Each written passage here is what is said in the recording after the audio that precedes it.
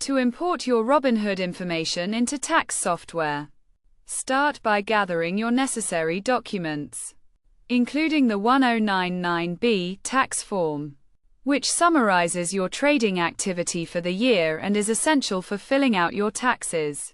This form can be found in the Tax Documents section of your Robinhood account. Next, open your tax software and navigate to the section for importing 1099B forms, typically located in the Income section under Sales of Stocks, Bonds, Mutual Funds, and Other Securities. Click on the Import 1099B button.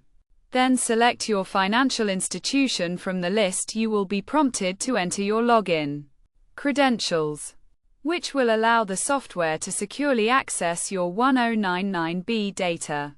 Once the import is complete, carefully review the data to ensure accuracy, comparing it to your physical 1099B form. After verifying the information, complete the remaining sections of your tax return as needed.